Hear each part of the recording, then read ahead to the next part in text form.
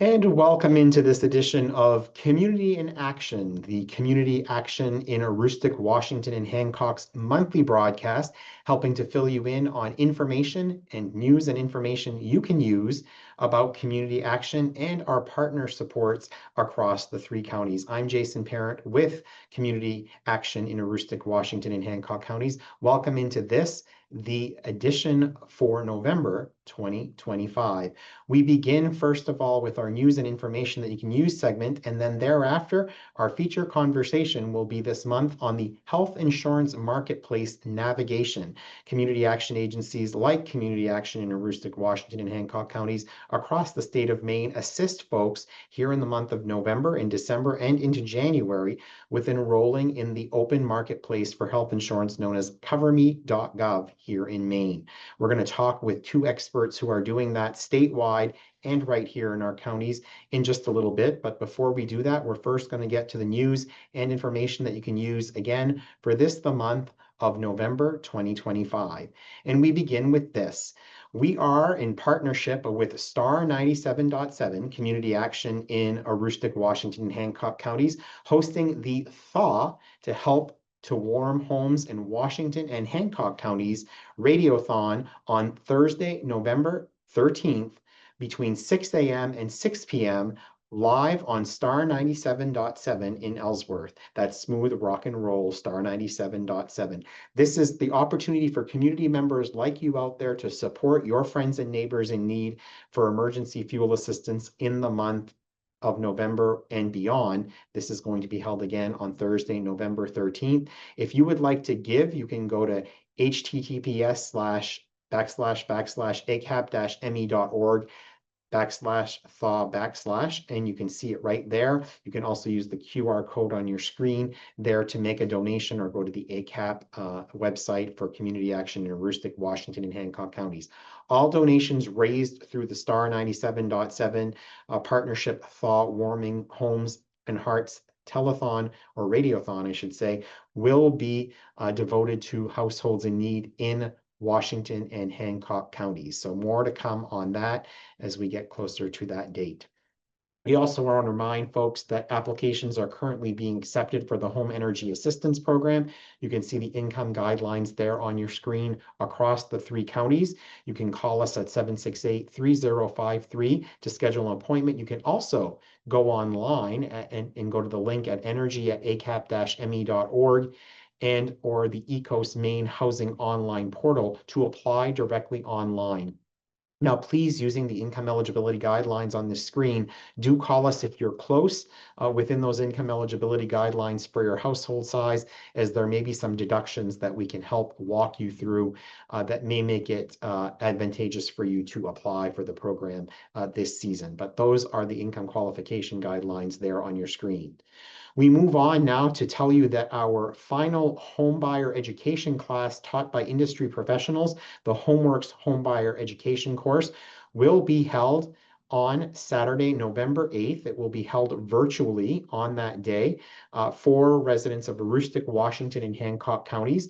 For more information or to register, call 764-3721, or you can email us at homebuyeredu@acap-me.org. Again, this is an 8-hour homebuyer education class scheduled for Saturday, November 8th to be held virtually. Please do consider applying. We'll be holding more of these next year, but this is our last opportunity for 2025 to get into this. And there are some wonderful incentives if you qualify for the Maine Housing First-Time Homebuyer Program, having taken this course.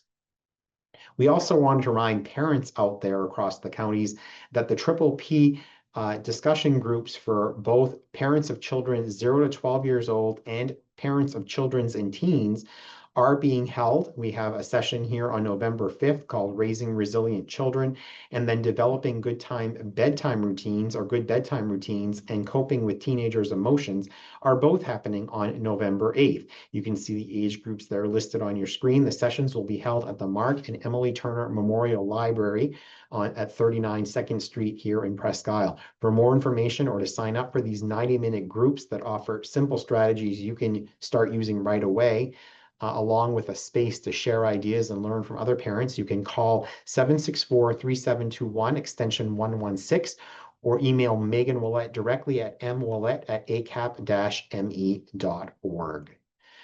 We also want to talk about our workforce development programs for a minute here, and that's through the federal program, the WIOA, the Workforce Innovation Opportunity Act.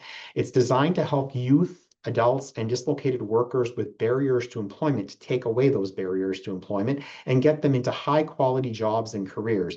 Individuals are encouraged to take an active role in managing their path to a sustainable career. Our services include adult, dislocated, and youth services. We also offer connections through Maine's Workforce Collaborative and on-the-job training programs where we actually pay you to work in someone's business or enterprise to see if it's a good fit for you and for the employer. Also, youth career exploration and youth extended learning opportunities to work hands-on and get paid as a young person in a potential profession or career that you are interested in pursuing. So please do call us at 764-3721 or email us at info@acap-me.org to connect with our workforce development programs. And in this news and information you can use segment, if we haven't shared something and you are in need of assistance, especially at these very challenging times, please do give us a call at 764-3721 or email us at info@acap-me.org. We have navigators and others who may be able to help you find services and programs within our agency or to seek programs and services and connect you with those for outside of our agency. So again, please do call us at 764-3721 or email us at info@acap-me.org. And that's this month's news and information that you can use again for the month of November. All right, and as I mentioned at the top of this month's Community in Action, our feature interview this month, the month of November 2025, is focused on open enrollment season, and Maine's health insurance marketplace is about to open, and we have two experts here who are joining us to talk about the experience both statewide and specifically here in Aroostook County and how folks can connect in Aroostook, Washington, and Hancock counties to get navigated to health insurance through the open marketplace. One of our guests is Patty Lovell. She is a repeat customer, if you will, on what was formerly ACAP Today about this time every year. And Patty, we're so glad to have you back. Patty's with our sister CAP agency, Western Maine Community Action, that leads the consortium statewide in healthcare insurance place market navigation. So we're going to talk with Patty about that and what's new this year and what folks can expect. People are hearing a lot of things out there in the media, and Patty's going to help clear up for us what's right and what folks need to know in terms of this year's open marketplace enrollment. And Ray Rossingall is a health assistant here at ACAP, who is one of the folks in the agency who is connecting people with the insurance marketplace and helping them to determine and support them in selecting the best plan for them. And so we're going to talk with Ray about the experience here in the three counties and how folks can, what they can expect when they sit down with someone like Ray to navigate the insurance marketplace. But Patty Lovell, we're going to begin with you, and we're going to begin with the conversation exactly where everyone is taking it these days, and this is still happening, first of all, given everything that folks are hearing about with changes around health insurance provisions in the open marketplace environment nationally. Thanks for having me. And yes, open enrollment is still on. The ACA is still in effect. Some changes have been made during HR 1 and as well as the rule changes in late June. But we are still on for open enrollment November 1st through January 15th. Awesome. So let's do a dive then into what is different, because we sort of taking care of the misperception that this might not be happening. It is very much in fact happening, and we are there now. So what is it that folks can expect that might look and feel differently than it has in the past?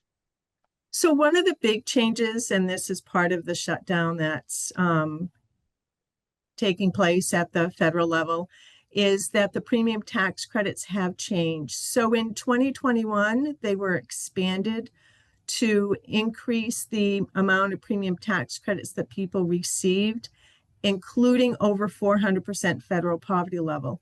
What's happening in January 1st of 2026 is those enhanced premium tax credits are expiring, and we're going back to what the tax credits were in 2020. So we're going back to the 2020 tax credits, but at the same time, premiums have increased, and as well as the percentage that people are expected to pay out of their own pockets in regards to paying for their health insurance premiums as part of the marketplace. So the credits are still there. They're not enhanced, so they're not as large as they used to be, but they are still there unless you're over 400% federal poverty level, and then there are no longer premium tax credits available for that household. Patty, it's still tremendously helpful, though, to have this as a resource for folks who, especially folks who can't otherwise access health insurance, say through their employer, correct? Absolutely. So in looking at a person who has an income of 150% federal poverty level, the subsidies are going to be wonderful. There will be cost sharing to help with the deductible as well as the copays. And so the copays will be lower, the deductibles will be lower, the maximum out of pockets will be lower for people under 250% because they'll be part of the cost sharing reduction is in the silver plans. But people can still get wonderful plans on the marketplace. I think the change is going to be in realizing that the premium tax credits are not what they used to be. So they may be paying a little bit more than they were last year, but at the same time, the plans on the marketplace are still valuable plans that help people ensure their health. Yeah, absolutely. Very critical, especially with everything happening right now that folks have access to healthcare. Ray Rossignol, talk about how folks that are watching this can take that first step to engage with finding out more about what's happening in the open marketplace. And it can be complex and confusing. A lot of the information that we're hearing from Patty is something that folks who aren't fluent in health insurance, if you will, might not understand. So having someone like you to help them through that process, talk to us about how that happens and what people need to do to reach out. Okay, thank you for having me, Jason. One of the biggest things they can do is they can actually call ACAP, the main office, at 764-3721, and they can get me at extension 229, or they can get Karen Milton at extension 183. And we'll be glad to set up a face-to-face appointment with them. And we're open right now to start making appointments. If you just have questions on the phone, we're willing to just walk through a few different things on the phone with you if we're able to. But the biggest one is we do like to sit in person. We have a list of items that we'd like to see you to bring in, so that way we can verify income. We can check and see where you are on the poverty level. There's a lot of different aspects to it, so that way sitting face to face is a lot easier. But that way, and we also like to go through, because a lot of them, like you said, translate what they're seeing in front of them, because we want to turn it into something more approachable and understandable for everybody out there, because there's a lot of terminology that people just aren't used to, and we deal with it every day here now. Now, once they come and see you and set up, assuming that face-to-face appointment is something that they move forward with and they set up, what happens at that appointment? We create an account on CoverMe, and we make sure that they write down their username, their password, so they have that all with them. So if they need to go in, check their emails that come in each day, they make sure they do that. We also go through each page step by step on CoverMe. We read it to them. We make sure they understand it. We put in the information for them. When we get to the end, it will show them what health plans that they've qualified for, and we go through each of those. We can't tell them what to pick. That's their option, but they can see at least what each one can do for them. So now, it's not, as you go through that, it's not just about entering information from the client or the customer that's come in to share that information. There are decisions to be made along the way, correct, that impact what the out-of-pocket cost might be and things of that nature, like the decisions about level of coverage and provision. Is that correct, Ray? that is, Patty, do you want to lean a little bit more onto that one? Sure. So there's 3 different metal levels. So there's bronze plans. So they have a lower premium, but they still have 100% covered premium preventative care, as well as they're going to have a higher deductible. Silver plans, again, if you're between the 138, under 138, you may qualify for main care, and to 250%. That's where that cost sharing is coming in. So depending on what your income is, you could have reduced premiums, more reduced premiums, and reduced co-pays, deductibles, and maximum out-of-pockets. And then there's gold, which is, again, the premium is higher, but what your out-of-pocket costs are lower. So it depends on what you're looking for in regards to those. All metal levels cover preventative care. So it really is what works best both for your household in terms of coverage and as well as obviously budget decisions. Is it a process that you go through, Patty, that you can make decisions and then sort of that there's a cost calculator, obviously, and then go maybe change those decisions based upon your affordability?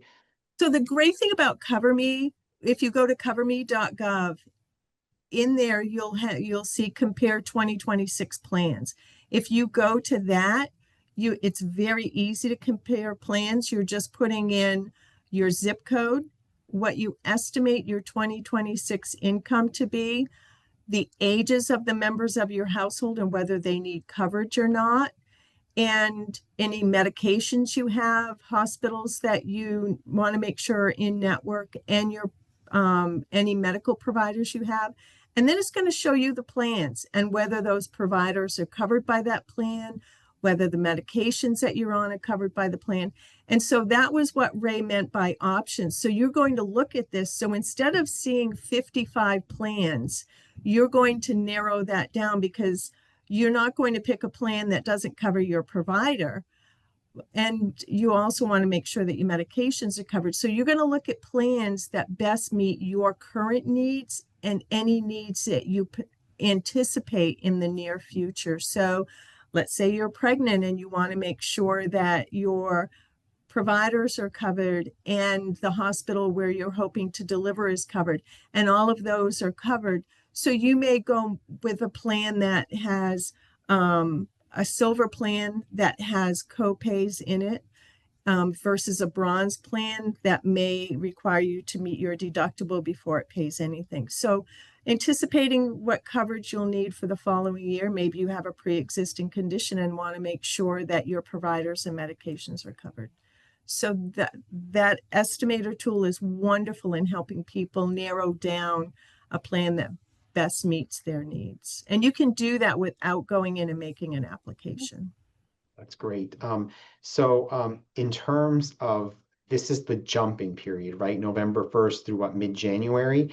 January 15th. Right. So what is it that, who needs to contact you now? Because there is an opportunity, if I recall correctly from our conversations in the past, if you have, and this is true of other health insurance plans, you have a qualifying event where you can enroll outside, but this is the general sort of catch-all time, isn't it?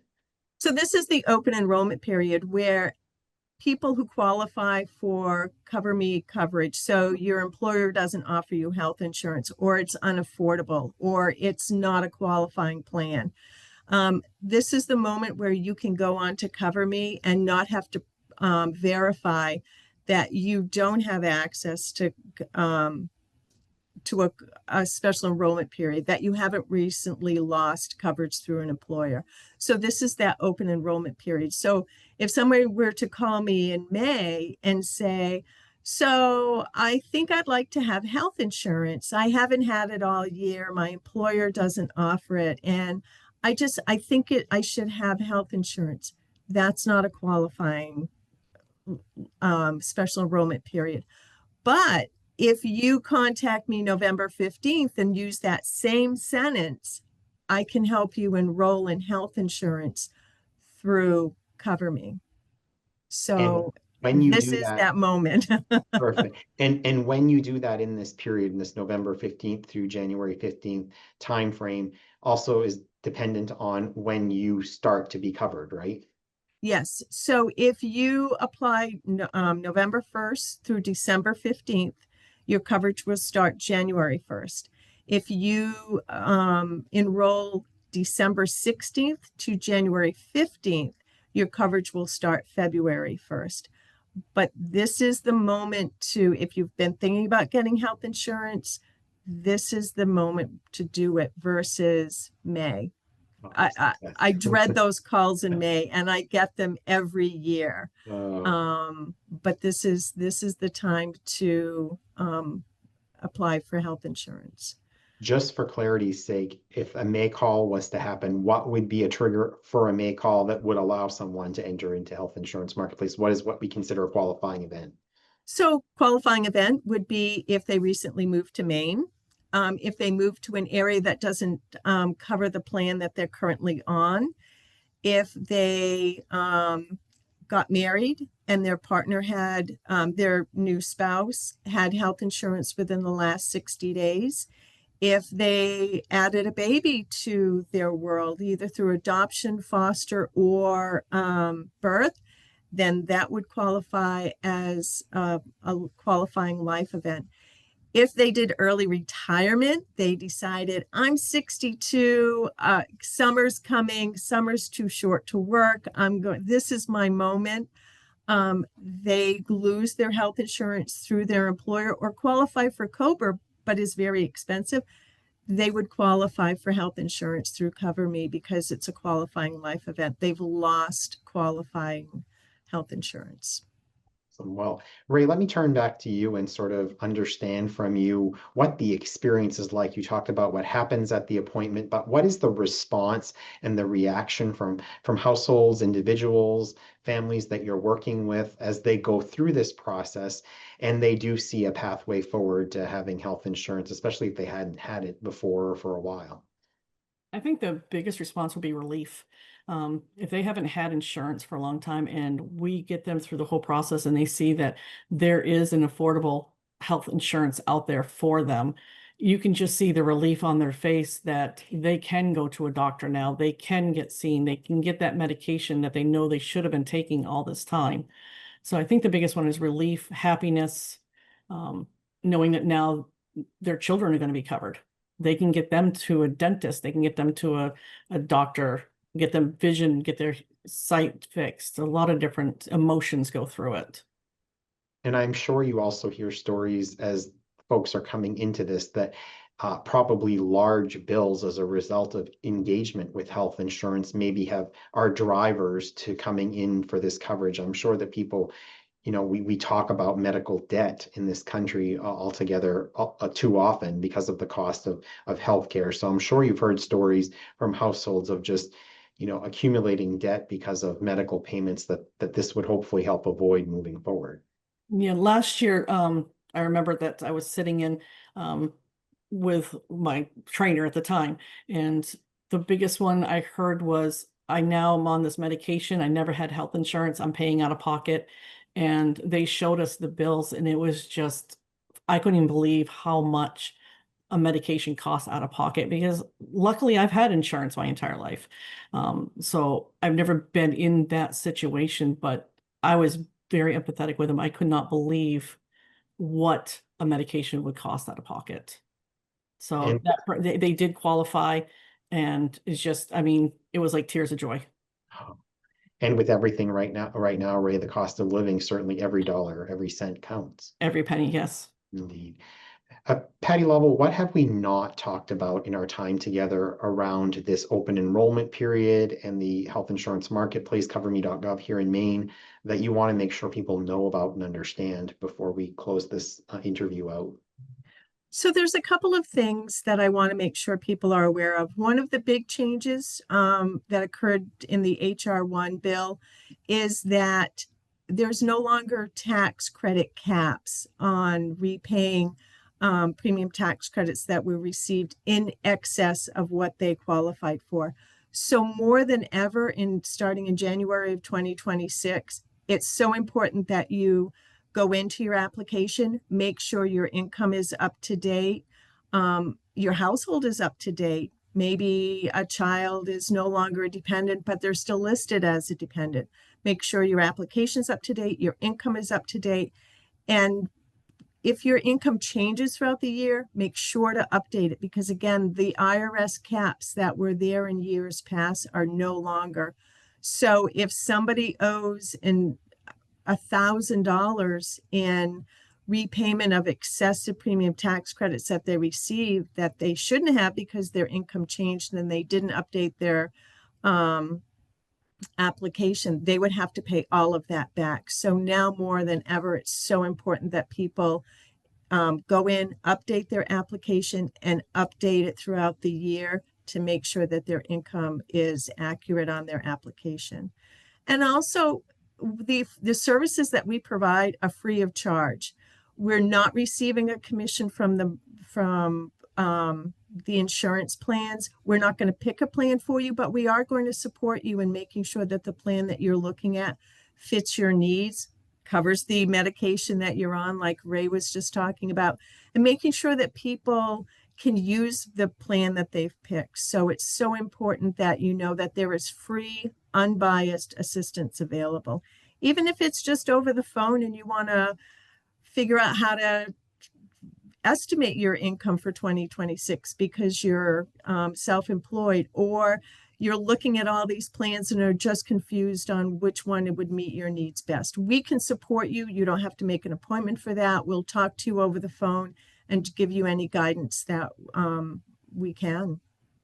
Oh, excellent. So last words, yours, Ray Rossignol. Again, how do people connect with us, get in touch with us across the service area to get this kind of guidance and support and counseling around the health insurance marketplace? They can go into the main office there at ACAP and they can ask the front desk and they will definitely get a hold of us. Or they can also call the 764-3721. They can either ask for me or ask for 229, or they can ask for Karen Milton, who also is an assister, and her extension is 183. And I believe there's a place online, Patty, that they can go and request too. Yes. Yep. Info at acap-me.org is one way. You can certainly put the request in there and we'll make sure that either Karen or Ray receive it internally here. Mm-hmm. Yeah. Great. Well, I want to thank you both for chatting with me on this month's edition of Community in Action, a very important time as folks have the opportunity to enter and to get health insurance or to revisit their current plan if they're in the open marketplace. Some very valuable information in helping us to dispel some myths about the health insurance provisions moving forward. So thank you very much, Patty Lovell and Ray Rossignol. Before we leave the both of you and before we leave everyone this month, we want to bring to you our snapshot of the month, our highlight snapshot here on Community in Action. And it takes us from one season to the next, really, because as the season for health insurance open enrollment ends on January 15th, shortly thereafter will be tax preparation season. And so members of our team last week, including our intake and customer service manager, Paul Deshane, our customer service specialist, Jessica Puig, and coach Shirley Karen attended the Cash Maine Coalition training in preparation for the upcoming tax season. So they were trained on some of the latest information around the 2025 filing season for taxes that will be starting up shortly in the service area. And so we'll be looking forward to more information on that. And likely, I suspect, the topic of our Community in Action broadcast feature interview probably in the month of January as we look ahead to tax season. But for now, for this month, for the month of November 2025, that's this edition of Community in Action. We'll be back with the December edition next month. See you all then.